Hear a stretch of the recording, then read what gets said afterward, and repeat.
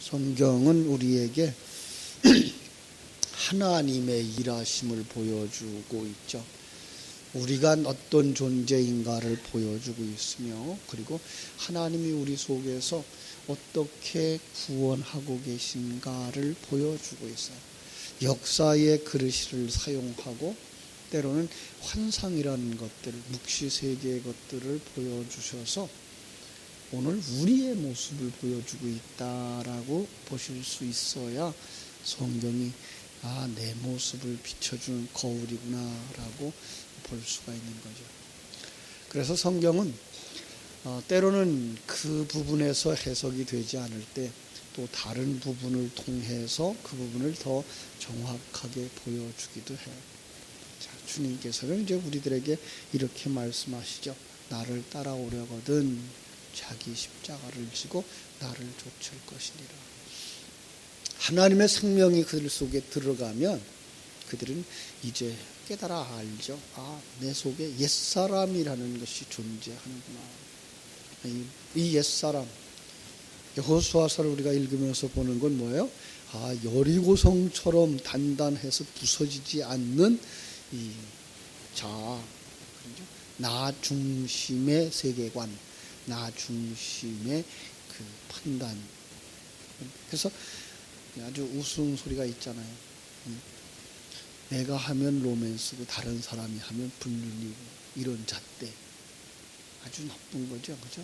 나는 그런 데를 정당화시키려고 하는 나 중심의 세계관, 나 중심의 판단, 이런 것들이죠. 그거 어떻게 하라고요? 주님 따라오려면 내려놓으라는 거죠. 하나님이 옳다 하는 거 옳게 보고 하나님이 아니라 그러는 거 아니라고 볼 수 있는 그 눈을 가져야 되는 거예요. 그냥 하나님이 옳다 하면 나도 옳아라고 생각하는 정도가 아니라 그 눈을 가져야 되는 거예요. 그게 하나님의 생명을 가진 자들이고 그것이 거듭난 자들이기 때문에 그렇습니다. 그래서 하나님은 이걸 깨달아 알게 하시고자 우리에게 기도라고 하는 통로를 주셨죠. 그래서 기도를 교회에서 이제 가르쳐야 된다 그랬어요. 기도는 세상에서 우리가 가지고 있었던 장독대 앞에서 빌던 그런 내용이나 미신을 섬기던 우리 조상들이 그저 자식들과 가정들, 나라를 편안하기 위해서 빌었던 그런 내용이 성경의 기도가 아닌 그의 나라와 그의 의를 구하는 것이 기도라는 것을 가르쳐 주셨죠. 그의 나라, 천국에 관한 거예요. 어떻게? 내가 천국이 되어지도록. 하나님의 통치가 이루어지도록. 그러려면 어떻게 돼요? 내가 통치하던 것들을 내려놔야 됩니다. 그걸 뭐라 그래요? 그걸 죽인다라는 말을 쓰기도 하고 벗겨버린다라는 말을 쓰기도 하는 거죠. 여호수아에서는요, 점령해 나간다라고 이렇게 표현하기도 하는 것을 우리가 볼 수가 있습니다. 그래서 우리는 이렇게 보이는 것들, 역사의 이야기들을 통해서 보이지 아니하는 내 속의 영적인 상태들을 설명하고 하나님이 일하시고 있는 것을 보여주고 있구나라는 사실을 먼저 깨달아 아시고 오늘 본문으로 들어가셔야 오늘 본문도 이해하기가 쉬우라고 생각합니다. 오늘 본문에 보니까 이 스가랴가 환상을 본 것을 우리가 알 수가 있죠. 그죠? 이건 1장 7절부터 6장 8절까지 스가랴 선지자가 8가지 환상을 보았어요. 8가지나 보았는데요. 그 8번 중에 첫 번째 환상의 내용입니다. 한 사람이 이제 그 붉은 말을 타고 화석류 골짜기에 섰고 그 뒤에 홍마와 붉은 말과 자색 말과 백말을 탄 자가 보여요. 스가랴가 이것을 보고서 주님 이게 무엇입니까? 라고 물었더니 스가랴에게 말하는 천사가 무엇인지 보여주겠다라고 말하죠. 그죠? 그러면서 뭐라고 대답해요? 여호와께서 땅에 두루 다니라고 보낸 자라. 크게 보면 하나님의 사자가 하나님의 이 소식을 온 세계에 펼치는 그러한 모습이구나 라고 볼 수 있어요. 더 정확하게 말하면 진리의 말씀이 내 안에 들어오자. 그죠? 진리의 말씀이 내 안에 들어오자 그 말씀을 내 사상 모든 내가 생각하고 있는 모든 범위 안에 이 진리의 말씀을 펼치는 그러한 말씀의 사역이구나, 말씀의 사역자구나라는 걸 알 수가 있습니다. 그죠? 이건 요한계시록에도 나와 있고, 이 스가랴서 이제 계속 또 두 번씩이나 이제 반복해서 나오고 있기 때문에 그것은 진리의 말씀은 그냥 한 군데 듣고 잃어버리는 게, 한 번 듣고 잃어버리는 게 아니라 한 번 들려지면 그 말씀은 우리로 하여금 되새김질하게 하셔서 우리의 심령 깊은 곳까지 그 진리의 소식이 전파되어져야 되는 거예요. 그런데 왜 말을 탔다고요? 말은 전쟁의 상징이에요. 그죠? 전쟁하는 도구 중에 하나이기 때문에 그러면 우리 속에서 뭐가 일어나요? 영적 전쟁이 일어나겠구나라고 하는 것 알 수가 있죠. 그죠? 자, 영적 전쟁이 일어날 거예요. 지금도 영적 전쟁이 일어나고 있는 거예요. 그런데 살펴보고 왔는데 영적 전쟁이 안 일어나고 있어요. 그죠? 11절. 그들이 화석류 나무 사이에 선 여호와의 사자에게 말하되 우리가 땅에 두루 다녀보니 온 땅이 평안하고 조용하더이다. 평안하고 조용하다 그러면 좋아 보이잖아요. 그죠? 우리는 세상의 눈으로 보면 편안하고 평온하면 조용하고 그러면 좋은 거죠. 그런데 성경은 주님께서는 그걸 그렇게 볼까요? 왜 조용할까요? 죽어 있어서 그래요. 그러니까 참 요즘들도 이제 그 아래 우층에 사는 사람들끼리 이제 갈등들이 좀 많은 세상이에요. 전부 다 내 생각만 해서 이제 갈등들이 많은데 조용하라 그러죠. 조용하라고. 세상 살아있는 사람들이 어떻게 조용할 수 있어요? 조용한 곳은 한 군데 있죠. 공동묘지죠, 그죠? 공동묘지 가면은 조용해요. 우리는 조용하면 그건 죽은 거예요. 지금 이들이 다녀오니까 뭐예요? 조용한 거예요. 죽어 있는 거예요. 여호와의 천사가 대답하여 이르되 만군의 여호와여 여호와께서 언제까지 예루살렘과 유다 성읍들을 불쌍히 여기지 아니하시려 하나이까? 이를 노하신 지 70년이 되었나이다. 자, 하나님이 이미 그 죄로 말미암아서 노하셔서 그들이 죽어 있다는 거죠. 이미 이거는 지금 이스라엘 백성들이 바벨론에 포로되어져 가고 아직도 성전을 건축하지 않고 있는 그 모습인 거죠. 성전을 건축하다 중단됐잖아요. 그래서 지금 16년째 지금 조용하고 있는 거잖아요. 그 모습을 뭘 보고 있는 거예요?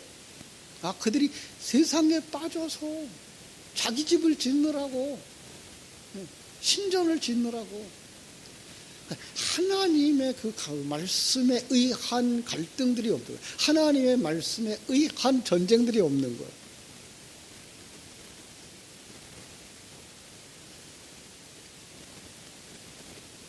그러자 여호와의 천사가 대답합니다.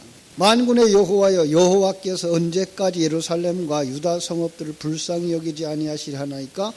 이 말씀 13절 여호와께서 내게 말하는 천사에게 선한 말씀 위로의 말씀으로 대답하더라. 내게 말하는 천사가 내게 이르되 너는 외쳐 이르기를 만군의 여호와의 말씀에 내가 예루살렘을 위하여 시온을 위하여 크게 질투하며 안일한 편안하네요. 그죠? 조용한 여러 나라 때문에 심히 진노하나니 나는 조금 노하였거늘 그들은 힘을 내어 고난을 더하였습니다. 자, 이 조용한 그들 속에 어떻게 하신다고요? 선한 말씀, 위로의 말씀을 내려요. 그 말씀이 내려오는데 그 말씀이 왜 내려와요? 질투하여. 여러분 질투가 뭘까요? 질투. 사랑의 또 다른 표현이라는 걸 아시죠? 그죠? 하나님이 우리를 사랑하셔요. 그런데 우리가 세상을 사랑해요. 하나님은 질투하시는 거죠. 우리를 하나님께로 돌리기 위해서. 그래서 어떻게 하신다고요? 아니란 여러 나라들 때문에 심히 진노한대요. 지금 위에서 말했던 그 편안하고 조용한 그 모습들이죠. 이게 뭐 한 거예요? 그게 아니란 모습인 거예요. 하나님의 말씀을 듣고도 떠나지 않는 모습. 애굽에서 떠나야 되는데 떠나지 않아요. 바벨론에서 떠나야 되는데 떠나지 않아요. 세상의 가치관을 가지고 살아가는 인생들 속에서 이젠 이게 아니고 이것을 벗어버려야 되고 하나님 나라로 가야 되는구나를 일어나야 되는데 일어나지 않는 거예요. 여호와의 성전을 건축해야 되는데 성전을 건축하지 아니하고 신전을 짓고 있는 그 모습들인 거예요. 그런데 그거가 뭐예요? 죽은 자의 모습. 그래서 조용한 거예요. 그럼 우리는 어떻게 살아가고 있나요? 우리는 말씀을 들을 때 그냥 늘어지고 편안해지면 안 돼요, 사실은. 말씀을 들으면서 내 속에 옳은가? 이것이 맞는가? 지금 내가 가지고 있는 것이 모르는 것인가? 갈등들이 일어날 수 있어요. 그러면서 정리되어져 가야 되고요. 역사 속에서 그 사건이 그 사건인지 아닌지 그게 뭐 그렇게 중요해요. 더 중요한 건 뭐예요? 내 속에 있는 내가 이것을 옳다고 생각하고 있는 세상적인 가치관들과 세상의 철학은 아닌가. 우리는 이런 것들에 대해서 잘 생각을 안 해요. 우리 그냥 편안한 것을 좋아하고 그냥 쉽게 넘어가는 것처럼 아무 사건이 없고 그냥 무사하게 하루를 지내면 그게 좋은 거라고 생각하거든요. 그걸 갖다 지금 우리 주님은 뭐라고 그래요? 그것 때문에 진노하신다고. 그것 때문에 질투하신다고. 잠들어 있는 편안을 추구하는 우리의 모습 앞에서 우리는 화나 있는 우리 주님의 모습을 볼 수 있어요. 자, 이제 성경이 조금 갈등이 일어나요. 왜요? 주님이 함께 하시면 그 어디나 천국이라고 말씀을 하면서 오늘 말씀은 뭐예요? 그걸 편안함으로 가지고 있으면 죽은 자의 모습으로 가지고 있으면 아니라고 지금 말씀하고 있잖아요. 두 가지 모습을 볼 수 있을 때 정말로 그 혼란 중에 있는 사람들을 향해서는 평안의 말씀으로 위로의 말씀으로 내가 너와 함께 있잖아 라고 말씀하셔서 하나님께 의지하도록 만드셔요. 그러나 그러한 하나님을 생각지 아니하고 세상에 빠져있는 자들을 향해서는 그러면 안 된다라고 채찍하고 있는 거예요. 그래서 사망의 음침한 골짜기를 지날지라도 결코 해를 들어가지 않는 것은 주의 지팡이와 막대기가 나를 안위하시나이다 하죠. 잠들어 있으면 어떻게 돼요? 때려서 깨우는 거예요. 네. 힘들고 괴롭게. 그러나 함정에 빠져있고 구덩텅이에 빠져있으면 어떻게 돼요? 또 건져주시는 거예요. 그러니까 항상 주님은 우리를 깨워내고 일으키고 주님과 함께 가고 있는 것을 느끼고 죄송합니다. 이렇게 주님과 함께하는 삶을 늘 깨닫도록 그리고 어디로 가고 있는지 늘 점검하도록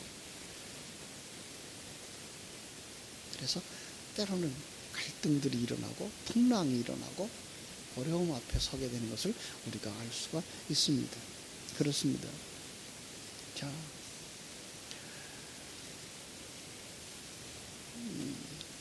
요한계시록에 가도 바로 그러한 모습들을 우리에게 보여주고 있는데요. 순교당한 자들이 그렇게 얘기하죠. 언제까지 우리 피를 신원하여 주지 않으시겠습니까? 그랬더니 그들에게 흰 옷을 주시면서 뭐라고 말씀하는가 하면 내 동무들의, 내 친구들의 숫자가 차기까지 기다리라 그래요. 우리는 힘들어요, 지금. 고난이에요. 그런데 그 숫자가 차기까지, 다시 말하면 예루살렘이 다 점령되어지고 온 유다 땅이 다 점령되어질 때까지, 그 땅에 있는 모든 열족들을 진멸할 때까지 전쟁은 그치면 안 된다는 거죠. 우리 속에 언제까지 그 전쟁이 있을까요? 우리가 이 세상을 떠나서 하나님의 나라에 들어갈 때까지. 조금은 길고, 그죠? 지루한 전쟁. 그러나 잠시도 한눈 팔 수 없는 전쟁. 우리 아주 구석구석에까지 남아있는 그 나중심의 사상, 사단의 속성들을 골라내고 또 싸우고 하시는 하나님의 일하심에 우리가 참여해야 돼요. 이 전쟁은 하나님이 하시니까 난 아무것도 안 해도 되는구나 하는 전쟁이 아니에요. 그 전쟁은 내 안에서 일어나는 전쟁이며, 내가 하나님의 생명의 말씀을 받아서 그 생명의 말씀으로 다스려야 되는, 물리치버리고 바꿔내고, 그래서 하나님이 주시는 그 평안함을 누리고 하나님이 온전히 왕 되시는 삶을 살아낼 수 있는 자까지 가셔야 되기 때문에, 우리는 모든 사건들, 모든 행동들, 모든 생각들을 하나님의 말씀에 맞는가, 하나님의 자녀다운 모습인가, 늘 묵상하지 않으면 그것 때문에 넘어진다. 그것이 바로 여호수아를 이루는 재미죠. 그때 그것은 진멸했어야 되는 건데, 그걸 진멸하지 아니하고 다 하나님께 드렸어야 되는 건데 하나님께 드리지 않아서 그게 불씨가 되어져서 큰 화를 초래하고, 이것들이 우리 속에 있는 영적인 전쟁이라는 사실을 조금 더 깊이 알아야 돼요. 성경의 지식은 다 몰라도 괜찮아요. 그런데 우리가 하나님의 사람으로 만들어져 가는 데 있어서 하나님이 마땅히 버리라고 하시는 그 찢기들을, 용광로 속에 들어가서라도 그 찢기를 일으켜서 찢기를 걷어내시고, 순도 100%. 이 세상엔 100%가 없죠. 순금, 아무리 뜨거운 용광로 속에서 잘 정제해도 99.99%일 뿐이죠. 하늘나라에는 99.99%는 아니에요. 하나님께서 원하시는 것은 100%예요. 100%. 거기에 나라고 하는 것, 세상이라고 하는 것, 사단의 속성이라고 하는 것, 요만큼이라도 남아있으면 안 돼요. 그러려면 어떻게 돼요? 우리는 말씀의 용광로 안으로 들어가야 돼요. 전쟁 속에 들어가서 옛사람의 생각, 내 생각, 세상적인 관점, 가치관 다 내려놓고, 정말 아주 쉬운 얘기로, 좀 너무 비약적일지 모르지만 백지처럼 다 좋은 거, 다 감사할 수 있는 거, 하나님이 주신 그 일, 이제는 어떻게 해야 돼요? 그 환경 속에 최선의 삶을 살면서도 그건 내가 했다라거나 못했기 때문에 안달하고 불안해하는 것이 아니라 그 결과에 대해서 만족하고 감사할 수 있는 사람, 우리들의 삶 속에서 하나님이 그렇게 일하고 계신 것을 점검하고, 오늘도 그 하나님의 일하심과 함께 내가 일해야 된다고 하는 것 깊이 묵상하면서 하루를 승리하는 여러분 되시기를 주님의 이름으로 축원합니다. 기도하겠습니다. 하나님 우리 아버지, 크신 은혜와 사랑을 감사하옵고 감사합니다.